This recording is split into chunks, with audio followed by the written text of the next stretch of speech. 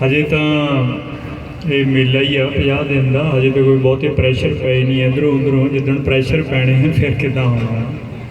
तो अजे तो ये सहज चलने चाहिए हैं। चलो मैं एक कोई बेनती करनी कि जिन्ना टाइम तक डॉक्टर साहब भी बैठे, जिन्ना टाइम तक डायगनोज ना बीमारी का सही होवे उन्ना टाइम वो दवा नहीं सही हो सकती, वो इलाज नहीं सही हो सकता। गुरु नानक महाराज ने भी इन्हें कहा ना भी वही वैद सुजान है सियाणा है जिहड़ा रोग ते दारू दोवें बुझे। इहदा जिहड़ा रोग है समस्या का वो जरूर अपने समझण दा। ये रोग ये नहीं है भी ये आर्डीनेंस आण दे नाल ही शुरू होया, ये रोग बड़ा पुराना है। जिस तरह आपां नूं कहा गया है कि अज असी आर्डीनेंस वापस कराने की लड़ाई इस करके लड़ रहे हैं कि खदशा है कि जड़ियाँ साड़ियाँ जमीनां दियां मालकियां ने ये साडे कोलों जांदियां रहणगियां, बड़े कारपोरेट को चले जाणगियां, असीं मुजारे बन जाएंगे। उस तरह की स्थिति आ जाएगी जिस तरह की बाबा बंदा सिंह बहादुर के राज तो पहला होंदी सी। जिस तरह इत्थे मुगल अंपायर वेले सीगा कि बड़े बड़े जैलदारां दे कोल मालकी होंदी सीगी ते जिहड़े किसान सीगे वो हलवाक सीगे, उन्हें कुछ हिस्सा ही मिलता सीगा, ते साडी वो हालात हो जाने है ना। आपां इस लई लड़ाई लड़ रहे हैं। अज तो पहला भी किसान एजीटेशन रहे ने, इस सितंबर तो पहला भी। इदों पिछले 20 साल असीं इस गल ते एजीटेशन लड़ते रहे हैं कि जिहड़ियां फार्मर सुइसाइड हो रही कि आत्म हत्या बहुत हो रही, इन्हां दा कोई हल होना चाहिए। वो हल नहीं होया है। मुड़ के फिर आपां वो जदों कोई किसान मर जाता सीगा ਉਹਦਾ ਵੱਧ ਤੋਂ ਵੱਧ ਕਰਜ਼ਾ ਮਾफ़ कराना ਜਾਂ ਉਹਦੀ ਸਰਕਾਰ ਤੋਂ ਵੱਧ ਮੁਆਵਜ਼ਾ ਲੈਣਾ, ਇਹਦੇ ਲਈ ਲੜਾਈ ਲੜਦੇ ਰਹੇ ਹਾਂ। ਮੈਨੂੰ ਚੇਤਾ ਹੈ ਮਾਲਵੇ ਦੇ ਵਿੱਚ ਮਾਈਸਰ ਖਾਨਾ ਪਿੰਡ ਹੈ, ਉੱਥੇ ਪਹਿਲੀ ਵਾਰੀ ਇੱਕ ਕਿਸਾਨ ਨੇ ਆਤਮ ਹੱਤਿਆ ਤਾਂ ਪਹਿਲਾਂ ਵੀ ਕੀਤੀਆਂ ਹੋਣਗੀਆਂ, ਮਤਲਬ ਉੱਥੇ ਮਾਈਸਰ ਖਾਨਾ 'ਚ ਇੱਕ ਕਿਸਾਨ ਨੇ ਆਤਮ ਹੱਤਿਆ ਕੀਤੀ ਸੀ, ਜਿਹਦੇ ਕਰਕੇ ਕਿਸਾਨ ਯੂਨੀਅਨਾਂ ਦੇ ਸਰਕਾਰ ਦਾ ਕਲੈਸ਼ ਹੋਇਆ ਸੀਗਾ। ਬਾਦਲ ਸਾਹਿਬ ਦੀ ਗਵਰਨਮੈਂਟ ਸੀਗੀ ਉਦੋਂ, तो बड़ा तशद्दद होया, सारे पिंड ते ही होया सीगा, किसान यूनीयन ते भी होया सीगा। उस तो बाद फिर लगभग इस गल की एजीटेशन रही 20 साल। पर यह नहीं है कि उस माइसर खाने वाली घटना तो पहला एजीटेशन नहीं सी, पहला भी एजीटेशन होंदे सीगे।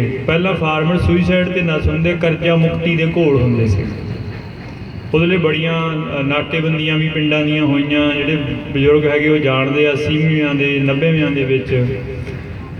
पर करजा मुक्ति तो भी पहला भी घोल होंदे सीगे।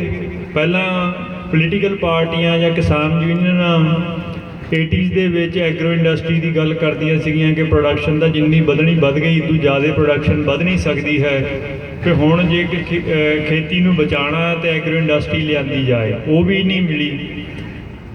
78-79 जो अकाली दल एग्रो इंडस्ट्री की गल पहला लैके आया, ये नहीं है कि 78-79 तो पहला नहीं एक किसान एजीटेशन सी, उदों पहला भी किसान एजीटेशन चलती सी। उदों कल तो चलती सी लाहेबंद रेट लैण ते, MSP का मुल सानूं सही मिले, ये पहला एजीटेशन चलती सी। पहली बारी मई 1972 दे विच किसान यूनीयन बनी, जिस तो बाद किसान एजीटेशन शुरू हुई। 1972 तो लगातार एजीटेशन चलती रही, बट मंग बदलती रही। कदे MSP ते, फिर एग्रो इंडस्ट्री ते, फिर करजा मुक्ति ते, फिर फार्मर सुइसाइड ते, हुण अपनी मालकी बचाने ते। 72 तो पहला उस तरह एजीटेशन नहीं सी किसानों च। तो 72 च एजीटेशन क्यों शुरू होया? वो इस करके शुरू होया कि जदों ग्रीन रेवोल्यूशन वाली पॉलिसी आई 66 दे विच, उस पॉलिसी के नाल MSP 2 फसलों की मिथी गई सी। हुण तां 23 फसलों की, उदों 2 दी सीगी, कणक ते झोने की। उस 72 च 1 रुपया रेट घट गया सीगा, उस करके MSP बदर मिले तां शुरू हुई। मतलब 66 तो लैके अज तक कदे भी किसी भी किसानी नाल संबंधित मुद्दे का हल नहीं होया। बड़े लामसाल एजीटेशन होए, पंजाब के सारे ही एजीटेशन पीसफुल होंदे हैं। पंजाब के लोग क्योंकि क्रिमीनल नहीं है, इत्थे कदे भी भीड़ा हिंसक नहीं होईयां, ये आज़ाद लोग है, इत्थे कदे भी भगदड़ा नहीं मचदियां। ਇੰਡੀਆ ਦੇ ਵਿੱਚ ਭਗਦੜਾਂ ਵੀ ਮੱਚਦੀਆਂ ਨੇ ਤੇ ਭੀੜਾਂ ਹਿੰਸਕ ਵੀ ਹੁੰਦੀਆਂ ਨੇ, ਛੋਟੀ ਛੋਟੀ ਗੱਲ ਤੇ ਇੱਥੇ ਨਹੀਂ ਕਦੇ ਵੀ ਹੁੰਦੀਆਂ। ਇੱਥੇ ਬਹੁਤ ਲੰਬਾ ਟਾਈਮ ਕਿਸੇ ਵੀ ਭੀੜਾਂ ਨੂੰ ਪ੍ਰਵੋਕ ਕਰਨਾ ਪੈਂਦਾ, ਜਿੱਦਾਂ ਪਾਣੀ ਦੇ ਥੱਲੇ ਬਹੁਤ ਲੰਬਾ ਟਾਈਮ ਅੱਗ ਬਾਲੋ ਤਾਂ ਕਿਤੇ ਜਾ ਕੇ 100 ਡਿਗਰੀ ਤੇ ਜਾ ਕੇ ਉਹ ਉੱਬਲਦਾ, ਉਦੋਂ ਹੀ ਉੱਬਲਦੇ। ਬਹੁਤ ਲੰਬਾ ਟਾਈਮ ਇਹ ਨਹੀਂ ਉੱਬਲਦੇ ਲੋਕ, ਇਹ ਇੱਦਾਂ ਹੋਈਆਂ ਨੇ। ਪਰ ਨੁਕਤਾ ਇਹ ਹੈ ਕਿ 66 ਦੇ ਵਿੱਚ ਜਿਹੜੀ ਗ੍ਰੀਨ ਰੈਵੋਲੂਸ਼ਨ ਪਾਲਿਸੀ ਲਿਆਂਦੀ, ਜਿਹਦੇ ਕਰਕੇ ਸਾਰੀਆਂ ਐਜੀਟੇਸ਼ਨਾਂ ਦਾ ਜਨਮ ਹੋਇਆ, ਉਹ ਪਾਲਿਸੀ ਕਿਉਂ ਲਿਆਂਦੀ ਤੇ ਪੰਜਾਬ 'ਚ ਹੀ ਕਿਉਂ ਲਿਆਂਦੀ? ਉਹਦੇ ਲਈ ਇੱਕ ਸਧਾਰਨ ਗੱਲ ਇਹ ਦੱਸੀ ਜਾਂਦੀ ਕਿ ਇੰਡੀਆ ਦੇ ਵਿੱਚ ਅਨਾਜ ਦੀ ਘਾਟ ਸੀਗੀ, ਜਿਹਦੇ ਕਰਕੇ ਇੱਥੇ ਗ੍ਰੀਨ ਰੈਵੋਲੂਸ਼ਨ ਪਾਲਿਸੀ ਲਿਆਂਦੀ। ਪਰ ਨੁਕਤਾ ਇਹ ਹੈ ਕਿ ਪੰਜਾਬ ਦੇ ਵਿੱਚ ਹੀ ਕਿਉਂ ਲਿਆਂਦੀ? ਪਾਣੀ ਤੇ ਫਰਟਾਈਲ ਲੈਂਡ ਦਾ ਜਿਹੜਾ ਗੰਗਾ ਦਾ ਪਲੇਨ ਹੈ, ਜਮਨਾ ਦਾ ਪਲੇਨ ਹੈ, ਉਹਦੇ ਵਿੱਚ ਵੀ ਬਹੁਤ ਸੀਗੀ, ਬਟ ਉੱਥੇ ਨਹੀਂ ਲੈ ਕੇ ਆਏ। ਗ੍ਰੀਨ ਰੈਵੋਲੂਸ਼ਨ ਦੀ ਪਾਲਿਸੀ ਪੰਜਾਬ 'ਚ ਹੀ ਲੈ ਕੇ ਆਉਂਦੀ। ਉਹਦੇ ਪਿੱਛੇ ਕੱਲਾ ਇੰਨਾ ਹੀ ਕਾਰਨ ਨਹੀਂ ਹੈ ਕਿ ਸਾਨੂੰ ਅਨਾਜ ਚਾਹੀਦਾ ਸੀਗਾ, ਬੇਸ਼ੱਕ ਇਹ ਇੱਕ ਕਾਰਨ ਸੀਗਾ, ਬਟ ਉਹਦੇ ਦੋ ਹੋਰ ਇਸ ਤੋਂ ਡੀਪ ਕਾਰਨ ਸੀਗੇ। ਜਿੰਨਾ ਟਾਈਮ ਤੁਸੀਂ ਉਹ ਨਹੀਂ ਸਮਝੋਗੇ ਉਨਾ ਟਾਈਮ ਤੱਕ ਤੁਹਾਨੂੰ ਹੱਲ ਨਹੀਂ ਸਮਝ ਆਏਗਾ। ਬਰਕਲੀ ਯੂਨੀਵਰਸਿਟੀ ਦੇ ਵਿੱਚ ਪੰਜਾਬ ਦਾ ਹੀ ਇੱਕ ਸਿੱਖਾਂ ਦੇ ਵਿੱਚ ਇੱਕ ਲੜਕਾ ਸੀਗਾ, ਜਿਹਨੇ ਉੱਥੇ ਇੱਕ ਛੋਟਾ ਜਿਹਾ ਇਹਦੇ 'ਤੇ ਥੀਸਿਸ ਲਿਖਿਆ ਕਿ ਗ੍ਰੀਨ ਰੈਵੋਲੂਸ਼ਨ ਪੰਜਾਬ 'ਚ ਹੀ ਕਿਉਂ ਇੰਪਲੀਮੈਂਟ ਹੋਇਆ। ਤੇ ਉਹਦੇ ਵਿੱਚ ਦੋ ਰੀਜ਼ਨ ਨੇ। ਇੱਕ ਰੀਜ਼ਨ ਹੈਗਾ ਇੰਟਰਨੈਸ਼ਨਲ ਪੋਲੀਟੀਕਲ ਇਕੋਨਮੀ ਦਾ, ਕਿ ਅਮਰੀਕਾ ਉਸ ਵਕਤ ਇੰਡੀਆ ਆਪਣੇ ਆਪ ਨੂੰ ਸੋਸ਼ਲਿਸਟ ਕੰਟਰੀ ਦਿਖਾ ਰਿਹਾ ਸੀਗਾ, ਰਸ਼ੀਅਨ ਬਲਾਕ ਦੇ ਵਿੱਚ ਸੀਗਾ, ਕੈਪੀਟਲਿਸਟ ਕੰਟਰੀ ਦੇ ਉਲਟ ਸੀਗਾ। ਉਸ ਵਕਤ ਅਮਰੀਕਾ ਇੰਡੀਆ ਨੂੰ ਮਦਦ ਕਰ ਰਿਹਾ ਸੀਗਾ ਅਨਾਜ ਦੀ, ਤੇ ਕੱਲੀ ਇਹ ਨਹੀਂ ਵੀ ਸਿਰਫ ਪੈਸੇ 'ਚ ਦੇ ਰਿਹਾ ਸੀਗਾ ਕਣਕ, ਉਹ ਕਣਕ ਦੇ ਲਈ ਉੱਥੇ ਫੰਡ ਵੀ ਇਕੱਠੇ, ਫੰਡ ਰੇਜ਼ਿੰਗਾਂ ਹੋ ਰਹੀਆਂ ਸੀਗੀਆਂ। ਨੈੱਟ ਦੇ ਉੱਤੇ ਤੁਸੀਂ ਫੋਟੋ ਦੇਖੀ ਹੋਣੀ ਹੈ, ਇੱਕ ਉੱਥੇ ਦੀਆਂ ਗੋਰੀਆਂ ਇੰਡੀਆ ਦੇ ਲਈ ਕਣਕ ਦੇ ਲਈ ਚੰਦਾ ਇਕੱਠੇ ਕਰਦੇ ਸੀ। ਤਾਂ ਜਾਣੀ ਇਹ ਹੈ ਕਿ ਅਮਰੀਕਾ ਕਿਉਂ ਦੇ ਰਿਹਾ ਸੀਗਾ, ਇਸ ਗੱਲ ਨੂੰ ਪੁੱਛ ਕੇ ਇੰਡੀਆ ਜਿਹੜਾ ਉਹ ਫੂਡ ਦੇ ਵਿੱਚ ਆਤਮ ਨਿਰਭਰ ਹੋਏ, ਅਨਾਜ ਦੇ ਰੂਪ 'ਚ ਆਤਮ ਨਿਰਭਰ ਹੋਏ। ਉਹਦੇ ਵਿੱਚ ਪੋਲੀਟੀਕਲ ਰੀਜ਼ਨ ਸੀਗਾ। ਉਹ 'ਚ ਪੋਲੀਟੀਕਲ ਰੀਜ਼ਨ ਇਹ ਸੀਗਾ ਕਿ ਰਸ਼ੀਆ ਤੇ ਚਾਈਨਾ ਦੇ ਵਿੱਚ ਮਾਰਕਸਿਸਟ ਰੈਵੋਲੂਸ਼ਨ ਹੋ ਗਏ ਸੀਗੇ। ਉਹਦੇ ਕਰਕੇ ਅਮਰੀਕਾ ਤੇ ਪੂਰੇ ਵੈਸਟ ਦੇ ਲਈ ਇਹ ਵੱਡੀ ਪ੍ਰੋਬਲਮ ਖੜ ਗਈ ਸੀ ਕਿ ਏਸ਼ੀਆ ਦੇ ਵਿੱਚ ਕਿਉਂਕਿ ਗਰੀਬੀ ਆ, ਇਸ ਕਰਕੇ ਇੱਥੇ ਮਾਰਕਸਿਸਟ ਰੈਵੋਲੂਸ਼ਨ ਆ ਜਾਣਗੇ। ਤੇ ਇਹ ਮਾਰਕਸਿਸਟ ਰੈਵੋਲੂਸ਼ਨ ਰੋਕਣ ਦੇ ਲਈ ਉਹਨਾਂ ਨੇ ਪੰਜਾਬ ਨੂੰ ਇਸ ਕਰਕੇ ਚੁਣਿਆ ਕਿ ਪੰਜਾਬ ਦੀ ਇੱਕ ਹਿਸਟਰੀ ਸੀਗੀ ਸਰਬੱਤ ਦੇ ਭਲੇ ਦੇ ਲੜਨ ਦੀ, ਤੇ ਇੱਥੇ ਦੀ ਹਿਸਟਰੀ ਸੀਗੀ ਸਟਰਗਲ ਦੀ। ਉਹਨਾਂ ਨੂੰ ਇਹ ਸੀਗਾ ਕਿ ਇਸ ਖਿੱਤੇ ਦੇ ਵਿੱਚ ਜਿਹੜਾ ਪੰਜਾਬ ਹੈ ਉਹ ਕੰਟਰੋਲ ਕੀਤਾ ਜਾਣਾ ਚਾਹੀਦਾ, ਨਹੀਂ ਇੱਥੋਂ ਜਿਹੜਾ ਰੈੱਡ ਰੈਵੋਲੂਸ਼ਨ ਹੈ ਉਹ ਸਾਰੇ ਖਿੱਤੇ 'ਚ ਫੈਲ ਸਕਦਾ ਹੈ। ਇਸ ਕਰਕੇ ਇੱਥੇ ਜਿਹੜਾ ਖੇਤੀ ਦਾ ਮਾਡਲ ਹੈ, ਜਿਹੜੀ 70% ਉਸ ਵੇਲੇ ਦੇ ਲੋਕ ਇੱਥੇ ਖੇਤੀ ਸੀਗੇ, ਖੇਤੀ ਦਾ ਜਿਹੜਾ ਮਾਡਲ ਹੈ ਉਹ ਪੂੰਜੀਵਾਦੀ ਲਿਆਂਦਾ ਜਾਏ, ਪਦਾਰਥਵਾਦੀ ਲਿਆਂਦਾ ਜਾਏ, ਤਾਂ ਕਿ ਇੱਥੋਂ ਦੇ ਜਿਹੜਾ ਲੋਕਾਂ ਦਾ ਸੁਪਨਾ ਹੈ, ਪਹਿਲਾਂ ਇੱਥੋਂ ਦੇ ਲੋਕਾਂ ਦਾ ਸੁਪਨਾ ਸਾਦੀ ਜ਼ਿੰਦਗੀ ਜੀਣ ਦਾ ਸੀਗਾ, ਉਹ ਸੁਪਨਾ ਪਦਾਰਥਵਾਦੀ ਲਿਆਂਦਾ ਜਾਏ, ਤੁਹਾਡਾ ਡ੍ਰੀਮ ਉੱਚਾ ਕੀਤਾ ਜਾਏ। ਇਹ ਅਮਰੀਕਾ ਦਾ ਇੰਟਰਸਟ ਸੀਗਾ ਇੱਥੇ ਇਹ ਲੈ ਕੇ ਆਉਣ ਦਾ। ਤੇ ਨਾਲ ਇੰਡੀਆ ਦਾ ਕਿਆ ਇੰਟਰਸਟ ਹੈ? ਹੁਣ ਮਤਲਬ ਅਮਰੀਕਾ ਦਾ ਇੰਟਰਸਟ ਹੈ, ਅਮਰੀਕਾ ਦਾ ਇੰਟਰਸਟ ਇੰਡੀਆ ਕਿਉਂ ਮੰਨਿਆ? ਇੰਡੀਆ ਦੇ ਲਈ ਇਹਦੇ ਵਰਗੀ ਦੂਜੀ ਵਜ੍ਹਾ ਸੀਗੀ, ਇੰਡੀਆ ਇੱਥੋਂ ਦੇ ਸਿੱਖ ਰੈਵੋਲੂਸ਼ਨ ਤੋਂ ਡਰਦਾ ਸੀਗਾ।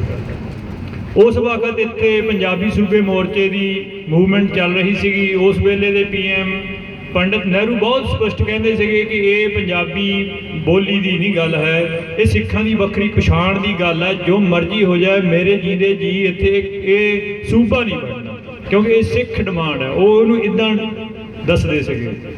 ਤੇ ਇੰਡੀਆ ਨੂੰ ਵੀ ਇਹ ਪਤਾ ਸੀਗਾ ਕਿ ਜੇ ਪੰਜਾਬ ਦੇ ਵਿੱਚ ਸਿੱਖ ਰੈਵੋਲੂਸ਼ਨ ਨਹੀਂ ਰੋਕਿਆ ਗਿਆ ਤਾਂ ਜੋ ਇੰਡੀਆ ਦਾ 85% ਨਿਵਾਣਾ ਨਿਤਾਣਾ ਹੈ, ਉਹਦੀ ਢੇਰ ਇੱਥੋਂ ਦੇ ਸਿੱਖਾਂ ਨੇ ਬਣਨਾ ਹੈ। ਇਸ ਕਰਕੇ ਉਹਨਾਂ ਦਾ ਵੀ ਇਸ ਗੱਲ 'ਚ ਇੰਟਰਸਟ ਸੀਗਾ ਕਿ ਇੱਥੋਂ ਦੇ ਲੋਕਾਂ ਦਾ ਸੁਪਨਾ ਬਦਲੋ ਜ਼ਿੰਦਗੀ ਦਾ, ਉਹਨਾਂ ਨੂੰ ਪਦਾਰਥਵਾਦ ਵਾਲੇ ਪਾਸੇ ਲਾਓ। ਤੇ ਉਹ ਸੁਪਨਾ ਬਦਲਿਆ ਗਿਆ ਸਾਡਾ, ਇਹ ਆਪਣੇ ਆਪ ਨਹੀਂ ਹੋਇਆ ਹੈ ਸਾਰਾ।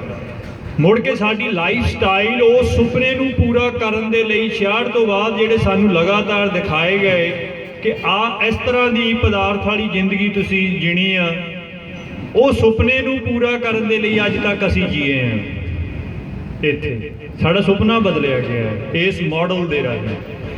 ਤੇ ਜਿਹੜਾ ਮਾਡਲ ਹੀ ਤੁਹਾਨੂੰ ਇੱਥੋਂ ਖਦੇੜਨ ਦੇ ਲਈ ਲਿਆਂਦਾ ਗਿਆ ਹੈ, ਉਹਦੇ ਵਿੱਚ ਤੁਹਾਨੂੰ ਕੋਈ ਰਿਆਇਤਾਂ ਨਹੀਂ ਮਿਲਣੀਆਂ ਹਨ। ਅੱਜ ਇਹ ਕਾਨੂੰਨ ਕਿਉਂ ਲਿਆਂਦਾ ਗਿਆ ਹੈ, ਉਹਦੇ ਸੰਬੰਧੀ ਮੈਂ ਇੱਕ ਜ਼ਰੂਰ ਬੇਨਤੀ ਕਰਨੀ ਚਾਹੁੰਦਾ। ਇਹ ਮਾਡਲ ਜਿਹੜਾ ਇੱਥੇ ਲਿਆਂਦਾ ਗਿਆ ਹੈ, ਇਹ ਵੈਸਟ ਦਾ ਮਾਡਲ ਹੈ।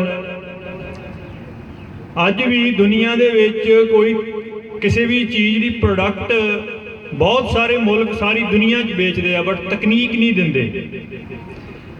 ਅਮਰੀਕਾ ਨੇ ਇਸ ਮਸਲੇ ਦੇ ਵਿੱਚ ਤਕਨੀਕ ਦਿੱਤੀ ਹੈ। ਪੰਜਾਬ ਐਗਰੀਕਲਚਰ ਯੂਨੀਵਰਸਿਟੀ ਦਾ ਕੋਲੰਬੀਆ ਯੂਨੀਵਰਸਿਟੀ ਦੇ ਨਾਲ ਸਮਝੌਤਾ ਹੋਇਆ ਉਦੋਂ 60 ਸਾਰੇ ਹੈੱਡ ਆਫ ਡਿਪਾਰਟਮੈਂਟ ਤੇ ਜਿਹੜੇ ਸਾਰੇ ਸੀਨੀਅਰ ਪ੍ਰੋਫੈਸਰ ਨੇ ਸਾਰਿਆਂ ਨੇ ਸਾਲ ਉੱਥੇ ਰਿਫਰੈਸ਼ਰ ਕੋਰਸ ਲਾਏ ਨੇ ਕੋਲੰਬੀਆ ਯੂਨੀਵਰਸਿਟੀ ਜਾ ਕੇ ਅਮਰੀਕਾ ਦੀ, ਕਿ ਉੱਥੋਂ ਦਾ ਵੈਸਟਰਨ ਮਾਡਲ ਇੱਥੇ ਕਿੱਦਾਂ ਲੈ ਕੇ ਆਉਣਾ। ਸਾਰੀ ਟੈਕਨੀਕ ਉੱਥੋਂ ਦਿੱਤੀ ਉਹਨਾਂ ਨੇ। ਤੇ ਜੋ ਵੈਸਟ ਨੇ ਕੀਤਾ ਸੀਗਾ, ਵੈਸਟ ਨੇ ਇਹ ਕੀਤਾ ਸੀਗਾ ਕਿ ਜਿਹੜੀ ਐਗਰੀਕਲਚਰ ਹੈ ਇਹਨੂੰ ਮਾਡਰਨਾਈਜ਼ ਕਰੋ, ਇਹਦੀ ਮਸ਼ੀਨਰੀ ਲਿਆਓ ਬਹੁਤ ਜ਼ਿਆਦਾ, ਇਹਦੇ ਵਿੱਚੋਂ ਬਹੁਤ ਸਾਰੇ ਲੋਕਾਂ ਨੂੰ ਕੱਢੋ ਤੇ ਉਹ ਕੱਢ ਕੇ ਸ਼ਹਿਰਾਂ ਨੂੰ ਡਿਵੈਲਪ ਕਰਨ ਦੇ ਲਈ ਉਹ ਸਸਤੀ ਲੇਬਰ ਲੈ ਕੇ ਜਾਓ। ਵੈਸਟ ਦੇ ਵਿੱਚ ਇਹ ਹੋਇਆ ਹੈ। ਵੈਸਟ ਦੇ ਵਿੱਚ ਬਹੁਤ ਥੋੜ੍ਹੇ ਲੋਕ ਨੇ ਜਿਹੜੇ ਖੇਤੀ ਕਰਦੇ ਨੇ। ਇੰਗਲੈਂਡ ਦੇ ਵਿੱਚ ਸ਼ਾਇਦ ਕੋਈ 10% ਤੋਂ ਵੀ ਥੱਲੇ ਲੋਕ ਨੇ ਜਿਹੜੇ ਖੇਤੀ ਦੇ ਨਾਲ ਨਿਰਭਰ ਨੇ ਸਿਰਫ। ਉਹ ਇਹ ਕਰਨਾ ਚਾਹੁੰਦੇ ਸੀਗੇ ਇੱਥੇ। ਹੁਣ ਇੱਥੇ ਹੋਇਆ ਕਿਆ ਹੈ, ਜਿਹੜਾ ਪੰਜਾਬ ਦਾ ਕਿਸਾਨ ਹੈ ਉਹ ਜਦੋਂ 60s ਤੋਂ ਪ੍ਰੋਬਲਮ ਆਣੀ ਸ਼ੁਰੂ ਹੋ ਗਈ, 70s ਦੇ ਵਿੱਚ ਪ੍ਰੋਬਲਮ ਆਣੀ ਸ਼ੁਰੂ ਹੋ ਗਈ, ਤਾਂ ਇੱਥੋਂ ਦਾ ਜਿਹੜਾ ਕਿਸਾਨ ਹੈ ਉਹ ਯੂਰਪ ਵਾਂਗੂ ਮਜ਼ਦੂਰ ਬਣ ਇੰਡੀਆ ਦੇ ਸ਼ਹਿਰਾਂ 'ਚ ਨਹੀਂ ਗਿਆ, ਕਿਉਂਕਿ ਇੰਡੀਆ ਦੇ ਸ਼ਹਿਰਾਂ ਦਾ ਲੈਵਲ ਤੇ ਉਹਨਾਂ ਦੇ ਕਲਚਰ ਦਾ ਲੈਵਲ ਪੰਜਾਬ ਤੋਂ ਥੱਲੇ ਸੀਗਾ। ਤੇ ਉਹਨੇ ਦੂਜਾ ਰੂਟ ਫੜਿਆ, ਉਹ ਵੈਸਟ 'ਚ ਗਿਆ। ਵੈਸਟ ਦੇ ਸ਼ਹਿਰਾਂ ਦਾ ਮਜ਼ਦੂਰ ਬਣਿਆ ਜਾ ਕੇ ਉਹ ਪੰਜਾਬ ਦਾ ਕਿਸਾਨ। ਤੇ ਹੁਣ ਹੌਲੀ ਉਹਨਾਂ ਨੂੰ ਇਹ ਲੱਗ ਗਿਆ ਸੀਗਾ ਕਿ ਵੱਡੇ ਹਿੱਸੇ ਦੇ ਵਿੱਚ ਜਿਹੜੀ ਉਹ ਮਾਈਗ੍ਰੇਸ਼ਨ ਉਹ ਹੋ ਚੁੱਕੀ ਹੈ। ਥੋੜੇ ਦਿਨ ਪਹਿਲਾਂ ਇੰਗਲੈਂਡ ਦੇ ਕੋਈ 15 MP ਸੀਗੇ, ਉਹਨਾਂ ਦੀ ਲੌਬੀ ਸੀਗੀ, ਉਹਦੇ ਵਿੱਚ ਮੈਨੂੰ ਵੀ ਬੋਲਣ ਦਾ ਮੌਕਾ ਮਿਲਿਆ ਇਸ ਕਿਸਾਨੀ ਮਸਲੇ ਦੇ ਉੱਤੇ। ਤੇ ਉੱਥੇ ਉਹਨਾਂ ਨੇ ਇੱਕ ਸਰਵੇ ਪੇਸ਼ ਕੀਤਾ ਕਿ ਜਿਹੜੇ ਲੋਕ ਇੰਗਲੈਂਡ 'ਚ ਰਹਿ ਰਹੇ ਨੇ, ਜਿਨ੍ਹਾਂ ਦੀਆਂ ਇੱਥੇ ਜ਼ਮੀਨਾਂ ਨੇ, ਉਹਨਾਂ ਦੇ ਵਿੱਚੋਂ 50% ਜ਼ਮੀਨਾਂ ਵੇਚਣ ਨੂੰ ਰਾਜੀ ਨੇ। ਅੱਜ ਇੰਡੀਆ ਇਸ ਗੱਲ ਤੇ ਪਹੁੰਚ ਗਿਆ ਸੀਗਾ ਕਿ ਇੱਥੋਂ ਦੇ ਕਿਸਾਨਾਂ ਦਾ ਵੱਡਾ ਹਿੱਸਾ ਮਾਈਗ੍ਰੇਟ ਕਰ ਗਿਆ। ਜਿਹੜਾ ਨੌਜਵਾਨ ਹੈ ਉਹ ਖੇਤੀ ਨਹੀਂ ਕਰਨੀ ਚਾਹੁੰਦਾ ਹੈ। ਇਸ ਕਰਕੇ ਅਸੀਂ ਇਹ ਬਿੱਲ ਲੈ ਕੇ ਆਈਏ ਤੇ ਹੁਣ ਜ਼ਮੀਨ ਹਥਿਆਣੀ ਸੌਖੀ ਆ, ਕਿਉਂਕਿ ਇਹ ਜਿਹੜੇ ਹੈਗੇ ਇਹਨਾਂ ਦੀ ਅਟੈਚਮੈਂਟ ਟੁੱਟ ਗਈ ਹੈ ਜ਼ਮੀਨ ਨਾਲੋਂ। ਇਹ ਆਪ ਹੀ ਵੇਚਣ ਨੂੰ ਤਿਆਰ ਨੇ। ਤੁਸੀਂ ਆਪ ਹੀ ਦੇਖ ਲਓ ਆਪਣੇ ਪਿੰਡਾਂ ਦੇ ਵਿੱਚ ਆਪਾਂ ਕਿੰਨੇ ਕੁ ਬੰਦੇ ਹੁਣ ਖੇਤੀ ਕਰਦੇ ਹਾਂ। ਮੈਂ ਆਪਣੇ ਪਿੰਡ ਦੇ ਵਿੱਚ ਆਪਣੇ ਵਾਲੀ ਜਿਹੜੀ ਸਾਡੀ ਗਲੀ ਉਹਦੇ ਵਿੱਚ ਗਿਣਿਆ 20 ਦੇ ਵਿੱਚ ਸਿਰਫ ਐਕਚੁਅਲੀ 2 ਪਰਿਵਾਰ ਨੇ ਜਿਹੜੇ ਸਿਰਫ ਖੇਤੀ ਤੇ ਨਿਰਭਰ ਨੇ, ਬਾਕੀ ਸਾਰੇ ਜਾਂ ਬਾਹਰ ਨੇ ਜਾਂ ਕਿਸੇ ਜੌਬ ਤੇ ਨੇ। ਤਾਂ ਹੁਣ ਉਹਨੇ ਅੰਦਾਜ਼ਾ ਲਾਇਆ ਵੀ ਇੱਥੇ ਤਾਂ ਮਤਲਬ 75% ਹਿੱਸਾ ਹੈਗਾ ਜਿਹੜਾ ਖੇਤੀ ਤੇ ਨਿਰਭਰ ਐਕਚੁਅਲੀ ਰਿਹਾ ਹੀ ਨਹੀਂ, ਉਹ ਵੱਖ ਚਲਿਆ ਗਿਆ ਤੇ ਉਹਦੇ ਵਿੱਚੋਂ 50% ਨੇ ਜ਼ਮੀਨ ਸਾਨੂੰ ਦੇ ਦੇਣੀ ਆ। ਇਸ ਕਰਕੇ ਉਹਨਾਂ ਨੇ ਕਾਨੂੰਨ ਲਿਆਂਦੇ ਨੇ। ਪਰ ਇਹ ਕੋਈ ਮਹਾਰਾਜ ਦੀ ਐਸੀ ਕਲਾ ਵਰਤੀ ਆ ਕਿ ਇਸ ਜ਼ਮੀਨ ਦੇ ਨਾਲ ਜਿਹੜਾ ਰਿਸ਼ਤਾ ਹੈ, ਜਿਹੜਾ ਇਹ ਪੰਜਾਬ ਦੇ ਨਾਲ ਰਿਸ਼ਤਾ ਹੈ, ਇਹ ਇੰਨਾ ਡੂੰਘਾ ਨਿਕਲਿਆ ਕਿ ਜਿਹੜਾ ਸਾਨੂੰ ਵੀ ਬਹੁਤ ਸਾਰੇ ਬੰਦਿਆਂ ਨੂੰ ਲੱਗਦਾ ਸੀਗਾ ਕਿ ਇਹ ਸਾਰੇ ਕਲਚਰਲ ਹਮਲੇ ਕਰਕੇ ਅਸੀਂ ਬਹੁਤ ਜ਼ਿਆਦਾ ਕਰਪਟ ਹੋ ਗਏ ਆ, ਉਹ ਸਾਰੇ ਹੀ ਬੰਦੇ ਪੰਜਾਬ ਦੇ ਲਈ ਖੜ ਗਏ ਨੇ ਜ਼ਮੀਨ ਦੇ ਮੋਹ ਦੇ ਵਿੱਚ। ਕੱਲਾ ਕਿਸਾਨ ਨਹੀਂ ਖੜਿਆ ਹੈ, ਪੰਜਾਬ ਦੀ ਸਮੁੱਚੀ ਸੁਸਾਇਟੀ ਪੰਜਾਬ ਨੂੰ ਬਚਾਉਣ ਦੇ ਲਈ ਖੜ ਗਈ। ਇਹ ਮਹਾਰਾਜ ਦੀ ਕੋਈ ਕਲਾ ਹੀ ਵਰਤੀ ਹੈ ਕਿ ਕਿੱਥੋਂ ਇਹ 1 ਮਹੀਨੇ ਦੇ ਵਿੱਚ ਇੰਨੀ ਟਰਾਂਸਫੋਰਮੇਸ਼ਨ ਆ ਗਈ ਆ। ਅੱਜ ਉਹੀ ਸਿੰਗਰ ਜਿਹੜੇ ਸਾਨੂੰ ਨਸ਼ਿਆਂ ਵਾਲੇ ਪਾਸੇ, ਗੁੰਡਾਗਰਦੀ ਵਾਲੇ ਪਾਸੇ, ਅਯਾਸ਼ੀ ਵਾਲੇ ਪਾਸੇ ਲੈ ਕੇ ਜਾਂਦੇ ਸੀਗੇ, ਅੱਜ ਉਹੀ ਸਿੰਗਰ ਪੰਜਾਬ ਦੀ ਸਟਰਗਲ ਦੇ ਲਈ ਹੋਕਾ ਦਿੰਦੇ ਫਿਰ ਰਹੇ। ਇਹ ਬੜੀਆਂ ਅਸਧਾਰਨ ਗੱਲਾਂ ਨੇ। ਇਹ 1 ਮਹੀਨੇ ਦੇ ਵਿੱਚ ਪੰਜਾਬ ਦੇ ਵਿੱਚ, ਇਸ ਖਿੱਤੇ ਦੇ ਵਿੱਚ ਬਹੁਤ ਸਾਰੇ ਜਿਹੜੇ ਡਾਇਨਾਮਿਕਸ ਹੈਗੇ ਉਹ ਪੋਲਿਟਿਕਸ ਦੇ ਬਦਲ ਗਏ ਨੇ। ਬਹੁਤ ਸਾਰੀਆਂ ਕੰਟਰਾਡਿਕਸ਼ਨ, ਵਿਰੋਧਾਭਾਸ ਇੱਥੇ ਆਪਸ ਦੇ ਵਿੱਚ ਹੈਗੇ। ਇੱਥੋਂ ਦੇ ਜਿਹੜਾ ਇਹ ਪੰਜਾਬ ਹੈ, ਪੰਜਾਬ ਦੀ ਜਿਹੜੀ ਮਹੱਤਤਾ ਹੈ, ਉਹਦੇ ਕਰਕੇ ਪੰਜਾਬ ਦੇ ਵਿੱਚ ਜੋ ਕੁਝ ਵੀ ਹੁੰਦਾ ਹੈ ਉਹ ਕੱਲਾ ਪੰਜਾਬ ਸੈਂਟਰਿਕ ਨਹੀਂ ਹੁੰਦਾ, ਉਹਦੇ ਵਿੱਚ ਬਹੁਤ ਸਾਰੇ ਬੰਦਿਆਂ ਦੇ ਇੰਡੀਆ ਦੀ ਪੋਲਿਟਿਕਸ ਦੇ, ਇੰਟਰਨੈਸ਼ਨਲ ਪੋਲਿਟਿਕਸ ਦੇ ਇੰਟਰਸਟ ਨੇ ਇੱਥੇ। ਤੇ ਇੰਟਰਨੈਸ਼ਨਲ ਪੋਲਿਟਿਕਸ ਦੇ ਵਿੱਚ ਵੀ ਇੰਨਾ ਕੁਝ ਉਦਲ ਪੁਦਲ ਹੋ ਗਿਆ, ਸਾਰਾ ਸਟੇਟਸ ਕੋ ਟੁੱਟ ਗਿਆ। ਬਾਰਡਰ ਦੇ ਉੱਤੇ ਫੌਜਾਂ ਖੜੀਆਂ ਨੇ ਆ ਕੇ। ਇੰਡੀਆ ਲਈ ਇੱਦਾਂ ਦਾ ਚੈਲੰਜ ਨਹੀਂ ਸੀਗਾ ਕਦੇ। ਜਿਹੜਾ ਇੰਡੀਆ ਦੀ ਇਕਨੋਮੀ ਆ, ਜਿੱਦਾਂ ਡਾਕਟਰ ਸਾਹਿਬ ਨੇ ਦੱਸਿਆ ਹੈ ਕਿ ਇਹ ਇਕਨੋਮੀ ਕੋਵਿਡ ਤੋਂ ਪਹਿਲਾਂ ਹੀ ਰਿਸੈਸ਼ਨ ਤੇ ਸੀਗੀ। ਕੱਲੀ ਇੰਡੀਆ ਦੀ ਇਕਨੋਮੀ ਦਾ ਨਹੀਂ ਮਸਲਾ ਹੈ। ਜਿਹੜੇ ਪਹਿਲਾਂ ਗਵਰਨਰ ਰਹੇ ਰਘੂਰਾਮ ਰਾਜਨ, ਉਹਨਾਂ ਦਾ ਆਰਟੀਕਲ ਆਇਆ ਸੀਗਾ, ਉਹ ਕਹਿੰਦੇ ਕਿ ਟੋਟਲ ਕੈਪੀਟਲਿਸਟ ਸਿਸਟਮ ਹੈ ਜਿਹੜਾ ਉਹ ਭ੍ਰਸ਼ਟ ਕਰ ਸਕਦਾ। ਟੋਟਲ ਸਾਰੀ ਇਕਨੋਮੀ ਆ ਜਿਹੜੀ ਉਹ ਬੜੇ ਸੀਰੀਅਸ ਕ੍ਰਾਈਸਿਸ ਦੇ ਵਿੱਚ ਆਈ ਹੋਈ ਆ। ਇੰਡੀਆ ਦੀ ਪੋਲਿਟਿਕਸ ਆ ਜਿਹੜੀ ਉਹ ਬਦਲ ਗਈ ਆ ਬਿਲਕੁਲ। ਬੀਜੇਪੀ ਦੇ ਆਉਣ ਦੇ ਨਾਲ ਉਹਨਾਂ ਨੇ ਬਹੁਤ ਜ਼ਿਆਦਾ ਹਾਰਡ ਪੋਲਰਾਈਜੇਸ਼ਨ ਕਰਕੇ ਸਾਰਿਆਂ ਨੂੰ ਇੰਡੀਆ ਦੇ ਵਿੱਚ ਜਿਹੜੇ ਲੋਕ ਸੀਗੇ ਉਹਨਾਂ ਨੂੰ ਦਿਖਾ ਦਿੱਤਾ ਹੈ ਕਿ ਮਨੂ ਸਮ੍ਰਿਤੀ ਦੇ ਮੁਤਾਬਕ ਉਹਨਾਂ ਦੀਆਂ ਕਿੱਥੇ ਕਿੱਥੇ ਜਗ੍ਹਾ ਬਣਦੀਆਂ ਸੀਗੀਆਂ ਤੇ ਉਹਨਾਂ ਨੂੰ ਕਿੱਥੇ ਫਿੱਟ ਕਰਨਾ ਹੈ ਉਹਨਾਂ ਨੇ। ਉਹ ਸਾਰੇ ਹੀ ਵਰਗਾਂ ਦੇ ਸਿਆਣੇ ਬੰਦਿਆਂ ਨੂੰ ਸਮਝ ਆਉਣ ਲੱਗ ਗਿਆ। ਜਦੋਂ ਦੋ ਵੱਡੀਆਂ ਚੀਜ਼ਾਂ ਜਿਹੜੀਆਂ ਪੰਜਾਬ ਦੀ ਪੋਲਿਟਿਕਸ ਦੇ ਨੂੰ ਤੈਅ ਕਰਦੀਆਂ ਨੇ ਉਹ ਹਿੱਲ ਗਈਆਂ ਨੇ, ਉਹਦੇ ਕਰਕੇ ਪੰਜਾਬ ਦੀ ਪੋਲਿਟਿਕਸ ਵੀ ਹਿੱਲ ਗਈ। ਕਾਂਗਰਸ ਪਾਰਟੀ ਜਿਹੜੀ ਸਦਾ ਜਿਹਨੇ ਫੈਡਰਲਿਜ਼ਮ ਨੂੰ ਕਮਜ਼ੋਰ ਕਰਨ ਦੇ ਵਿੱਚ ਸਾਰੀ ਆਪਣੀ ਭੂਮਿਕਾ ਨਿਭਾਈ ਆ, ਅੱਜ ਉਸੇ ਹੀ ਕਾਂਗਰਸ ਪਾਰਟੀ ਦੇ ਲੀਡਰ ਰਾਹੁਲ ਗਾਂਧੀ ਹੋਣ ਚਾਹੇ ਪੀ ਚਿਦੰਬਰਮ ਹੋਣ, ਜਿਹੜੇ ਸਭ ਤੋਂ ਵੱਡੇ ਲੀਡਰ ਨੇ, ਜਿਹੜੇ ਪਾਲਿਸੀ ਮੇਕਰ ਨੇ। ਮੈਂ ਅਮਰਿੰਦਰ ਨਾਥ ਦੀ ਨਹੀਂ ਗੱਲ ਕਰਦਾ, ਇਹ ਤਾਂ ਅੱਜ ਕਾਂਗਰਸ 'ਚ ਆ, ਕੱਲ੍ਹ ਨੂੰ ਬੀਜੇਪੀ 'ਚ ਵੀ ਹੋਊ, ਕੱਲ੍ਹ ਕਿਤੇ ਵੀ ਹੋਊ। ਜਿਹੜੇ ਉਹਨਾਂ ਦੇ ਪਾਲਿਸੀ ਮੇਕਰ ਨੇ ਉਹ ਇੱਥੇ ਆ ਗਏ ਨੇ ਕਿ ਇਸ ਸਟਰਕਚਰ ਨੂੰ ਜੇ ਬਚਾਉਣਾ ਹੈ ਤੇ ਇੱਥੇ ਫੈਡਰਲਿਜ਼ਮ ਲੈ ਕੇ ਆਉਣਾ ਪੈਣਾ ਤੇ ਸਟਰੋਂਗ ਕਰਨਾ ਪੈਣਾ। ਤੇ ਇੱਕ ਗੱਲ ਮੈਂ ਕਹਿ ਕੇ ਮਾਫੀ ਮੰਗ ਲੈਣੀ ਕਿ ਜਿਹੜਾ ਫੈਡਰਲਿਜ਼ਮ ਹੈ ਇਹਦਾ ਆਧਾਰ ਵਿਸ਼ਵਾਸ ਹੁੰਦਾ ਕਿ ਤੁਹਾਨੂੰ ਜਿਹੜਾ ਕੇਂਦਰ 'ਚ ਬੈਠਾ ਉਹਦੇ ਤੇ ਕਿੰਨਾ ਕੁ ਵਿਸ਼ਵਾਸ ਹੈ। ਜਿੰਨਾ ਤੁਹਾਡੇ ਨਾਲ ਉਹਦਾ ਵਿਸ਼ਵਾਸ ਹੋਏਗਾ ਉਸ ਹਿਸਾਬ ਦੇ ਨਾਲ ਜਿਹੜੇ ਵਿਸ਼ੇ ਨੇ ਉਹ ਤੈਅ ਹੋਣੇ ਆ, ਕਿਹੜੇ ਸਟੇਟਾਂ ਕੋ ਰਹਿਣੇ, ਕਿਹੜੇ ਸੈਂਟਰ ਕੋ ਰਹਿਣੇ।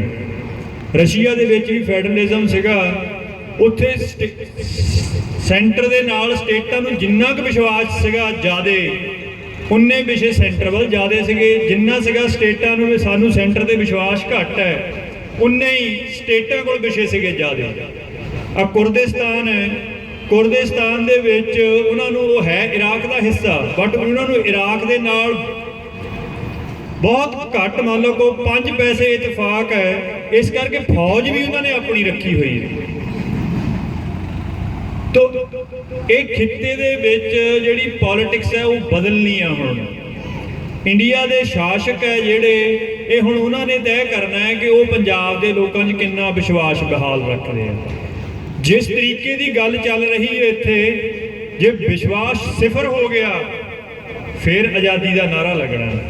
ਜੇ ਵਿਸ਼ਵਾਸ 5% ਮੰਨ ਲਓ ਹੈਗਾ ਤਾਂ ਇੰਨਾ ਕੁ ਨਾਰਾ ਲੱਗਣਾ ਹੈ ਕਿ ਇਹ ਜਿਹੜੀਆਂ ਪੰਜਾਬ ਰੈਜੀਮੈਂਟਾਂ ਨੇ ਤੇ ਸਿੱਖ ਰੈਜੀਮੈਂਟਾਂ ਨੇ, ਇਹਨਾਂ ਨੇ ਪੰਜਾਬ ਦੀ ਰਾਖੀ ਕਰਨੀ ਹੈ, ਬਾਕੀ ਨਹੀਂ ਕਰਨੀ। ਤਾਂ ਸੋ ਇਹ ਉਹਨਾਂ ਦੇ ਡਿਪੈਂਡੈਂਟ ਹੈ ਹੁਣ ਕਿ ਉਹਨਾਂ ਨੇ ਕਿੰਨਾ ਵਿਸ਼ਵਾਸ ਬਹਾਲ ਰੱਖਣਾ। ਤੇ ਇਹ ਗੱਲ ਯਾਦ ਰੱਖਿਓ ਕਿ ਪੰਜਾਬ ਦੀ ਜਿਹੜੀ ਪਹਿਲਾਂ ਪੋਲਿਟਿਕਸ ਸੀਗੀ ਇਨਫਰਾਸਟ੍ਰਕਚਰ ਡਿਵੈਲਪਮੈਂਟ ਦੀ, ਗਲੀਆਂ ਨਾਲੀਆਂ ਸੜਕਾਂ ਬਣਾਉਣ ਦੀ, ਉਹਦਾ ਟਾਈਮ ਲੰਘ ਗਿਆ। ਉਹ ਕਿਸੇ ਨੇ ਨਹੀਂ ਪੁੱਛਣੇ ਬੇਰਾਂ ਵੱਟੇ, ਉਹ ਤੁਰੇ ਫਿਰਦੇ ਸੜਕਾਂ ਤੇ। ਦੂਜੀ ਪੋਲਿਟਿਕਸ ਇੱਥੇ ਇਹ ਸੀਗੀ ਕਿ ਗਵਰਨੈਂਸ ਐਫੀਸ਼ੀਐਂਟ ਕਰਨੀ ਹੈ, ਕਿ ਅਸੀਂ ਭ੍ਰਿਸ਼ਟਾਚਾਰ ਖਤਮ ਕਰ ਦੇਣਾ ਹੈ ਤੇ ਥੋੜੇ ਸਿਆਣੇ ਬੰਦੇ ਲਿਆ ਦੇਣੇ ਆ। ਆਹ ਗਵਰਨੈਂਸ ਦਾ ਹਾਲ ਤੁਸੀਂ ਦੇਖ ਲਿਆ ਹੈ, ਮੁੱਖ ਮੰਤਰੀ ਬਣਾ ਲਿਆ ਹੈ, ਸਰਕਾਰ ਬਣਾ ਲਈ, ਸਾਰਾ ਵਿਧਾਨ ਸਭਾ ਦਿੱਲੀ ਜਾ ਕੇ ਬੈਠਾ ਹੈ, ਤੁਹਾਡੀ ਗੱਲ ਕਿਆ ਸੁਣਨੀ, ਉਹ ਮਿਲਣ ਦਾ ਟਾਈਮ ਨਹੀਂ ਦੇ ਰਹੇ, ਇੰਨੀ ਹੈਸੀਅਤ ਹੈ ਤੁਹਾਡੀ। ਇਹ ਗੱਲ ਸਰਦਾਰ ਕਪੂਰ ਸਿੰਘ ਨੇ ਸੰਨ 71 'ਚ ਕਹੀ ਸੀਗੀ। ਉਹਨਾਂ ਨੂੰ ਕਿਸੇ ਨੇ ਕਿਹਾ ਕਿ ਤੁਸੀਂ ਜੀ ਮੁੱਖ ਮੰਤਰੀ ਬਣ ਜਾਓ, ਕਹਿੰਦਾ ਮੈਂ ਮੁੱਖ ਮੰਤਰੀ ਬਣ ਕੇ ਬਦਨਾਮੀ ਕਰਾਣੀ। ਮੈਂ ਕਹਿੰਦਾ ਮੁੱਖ ਮੰਤਰੀ ਬਣ ਜਾਵਾਂ, ਤਾਕਤ ਮੇਅਰ ਜਿੰਨੀ ਨਹੀਂ ਹੈ ਮੁੱਖ ਮੰਤਰੀ ਦੇ ਕੋਲ, ਜਿੰਨਾ ਟਾਈਮ ਤੱਕ ਤਾਕਤਾਂ ਨਹੀਂ ਆਉਂਦੀਆਂ ਉਹਨਾਂ ਟਾਈਮ ਮੈਂ ਮੁੱਖ ਮੰਤਰੀ ਨਹੀਂ ਬਣਦਾ। ਤਾਂ ਉਹ ਹੈ ਗੱਲਾਂ ਸਾਡੇ ਸਾਹਮਣੇ ਆ ਗਈਆਂ। ਕਿੰਨੀ ਹੈਸੀਅਤ ਹੈ ਤੁਹਾਡੀ, ਉਹ ਤੁਹਾਡੇ ਸਾਹਮਣੇ ਆ। ਤਾਂ ਇੱਥੇ ਪੰਜਾਬ ਦਾ ਬਚਾਓ ਹੁਣ ਸੈਂਟਰ ਦੇ ਨਾਲ ਰਿਲੇਸ਼ਨ ਨਵੇਂ ਸਿਰੇ ਤੋਂ ਸੈਟਲ ਕਰੇ ਤੋਂ ਬਿਨਾਂ ਇਹਦੇ ਹੱਲ ਨਹੀਂ ਨਿਕਲਣੇ, ਕਿਉਂਕਿ ਜਿੱਥੇ ਲਿਆ ਕੇ ਉਹਨੇ ਤੁਹਾਨੂੰ ਖੜਾ ਕਰ ਦਿੱਤਾ। ਇਹ ਗੱਲ 66 ਤੋਂ ਤੁਰੀ ਤੇ ਗੱਲ ਦੇ ਪਿੱਛੇ ਪੋਲਿਟਿਕਸ ਹੈ ਤੇ ਇੰਟਰਨੈਸ਼ਨਲ ਪੋਲਿਟਿਕਸ ਹੈ। ਇਹਦੇ ਵਿੱਚ ਕਾਰਪੋਰੇਟ ਵੀ ਇਕੱਲਾ ਅੰਬਾਨੀ ਅਡਾਨੀ ਨਹੀਂ ਹੈ, कारपोरेशनस की भी सारी पॉलिसी ग्लोबल होंगी है, और डेवोस के विच हरेक साल इकट्ठे होंगे क्रिसमस दियां छुट्टियां ते उत्थे जाके पॉलिसी बनाते हो सारी, किहड़े मुल्क दे विच किहड़ी पार्टी उपर करनी है, किहड़ी पार्टी किहड़ा लीडर उपर करना, किहदी फंडिंग करनी किहदी नहीं करनी, ये सब डेवोस तय करते हो 4 दिन उत्थे बैठ के। सो इत्थे जिहड़े डायनमिक्स ने वो एक परती नहीं हैं, बहुत परती गल्लां ने इत्थे, तो इनू जिन्नी ध्यान नाल समझ लओगे उस हिसाब नाल लड़ाई लड़ी जानी है। निश्चित रूप दे विच इस वार लड़ाई लंबी आ ते उहदे लई बहुत तहम्मल चाहिदा। जदों लड़ाई हुंदी आ उहदे विच मैं पंजाब दे जिहड़े संबंधित बंदे उन्हां दे बारे इस करके कोई गल नहीं करनी चाहता। इत्थे जिहड़ी लीडरशिप है पंजाब दी किसी किस्म की रही होवे, चाहे वो पोलीटिकल है, सोशल है, रिलीजियस है, ਉਹਦਾ कोई बहुत ज़्यादा उज्जल मूँह नहीं है, उज्जल मुख नहीं है जिहदे करके असीं उन्हां दे बारे कोई गल कर सकीए। दिल्ली वाले इसे करके खता खा गए, उन्होंने लग्गिया कि पंजाब की सारी किस्म की लीडरशिप तो साडे कोल है, पर उन्होंने ये नहीं पता कि इत्थों के लोग बिना लीडरां तो भी लड़ लैंदे ने, इत्थे खता खाए हो। तो इसे ही अपनी ताकत नूं तुसीं ऑर्गेनाइज करो। ये लीडर सारे जिहड़े हैगे तुहाडे थल्ले दे प्रैशर करके ही बचे हुए आ, जिद्दण माड़ा मोटा प्रैशर ईज करे सारे दौड़ जाने। तुसीं अपने आप जथेबंद हो, जिस जिस इलाके दे विच हो उस इलाके दी एक पंचायत बनाओ, आपो अपने इलाके दी 100 पिंड दी 50 पिंड दी, जिहड़ी फैसला लाए ते उस फैसले दे मुताबक जिहड़े उपर लीडर चलण। इत्थे किसी दे खिलाफ ना बोलो, क्योंकि 3 तरह के घोड़े हुंदे आ। एक घोड़ा हुंदा दर्शनी घोड़ा, एक हुंदा प्रदर्शनी घोड़ा, एक हुंदा जंगी घोड़ा। दर्शनी घोड़े का हुंदे आ वे जिहड़ा बद्धा होया शंगारिया होया बहुत सोहना लगदा। एक थोड़ा उदू बैटर हुंदा, वो थोड़ा प्रदर्शन भी करदा, वो दौड़ के दिखांदा, वो दौड़ के रेस जित लैंदा, उन्होंने आपां कहने आ भी ये कल्ला दर्शनी नहीं है, इहने कोई प्रदर्शन भी कीता। ते एक जंगी घोड़ा हुंदा जिहड़ा जंग दे विच जाके लड़ सकदा। ये प्रदर्शनी घोड़े ते दर्शनी घोड़े जंग लड़न वाले नहीं हुंदे।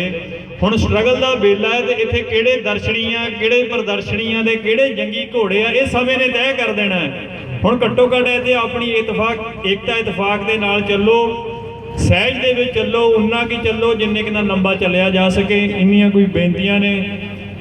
ਸਕੱਤਰ ਸਾਹਿਬ ਨੂੰ मैं जरूर ये बेनती करूँगा कि ਸਕੱਤਰੀ ਜਿਹੜੀ ਹੁੰਦੀ है सब तो औखा काम ਹੁੰਦਾ है, ਛਿੱਤਰਾਂ ਦੀ ਪੰਡ ਹੁੰਦੀ ਆ। ਇਹ ਸਾਰਿਆਂ ਨੇ ਆ ਕੇ ਕਹਿਣਾ ਹੁੰਦਾ ਵੀ ਮੈਨੂੰ ਵੱਧ ਤੇ ਪਹਿਲਾਂ ਟਾਈਮ ਦਿਓ, ਕਿ ਤੁਸੀਂ ਦੇਖਣਾ ਹੁੰਦਾ ਵੀ ਕਿਸ ਹਿਸਾਬ ਨਾਲ ਦੇਣਾ। ਪਹਿਲਾਂ ਤੁਸੀਂ ਕੰਮ ਲੇਟ ਕਰ ਲਿਆ, ਜਦੋਂ ਡਾਕਟਰ ਸਾਹਿਬ ਰੁਕਣ ਲੱਗੇ ਸੀਗੇ 20 ਮਿੰਟ ਬਾਅਦ, ਜਦੋਂ ਉਦੋਂ ਤੁਸੀਂ ਇਹਨਾਂ ਦਾ ਹੋਰ ਕਿਹੜਾ ਦੇ ਤਾਂ ਨਹੀਂ ਚਲੋ ਜੀ ਹੋਰ ਲੰਬਾ ਚਲੋ, ਉਹ ਫਿਰ 30 ਮਿੰਟ ਲਾ ਗਏ। ये तुसी देखना हुंदा है, तुसी आपां दे लर्न करन दा ही प्रोसैस है सारे। इन्नियां को बेनतियां ने। वाहिगुरू जी का खालसा, वाहिगुरू जी की फतेह।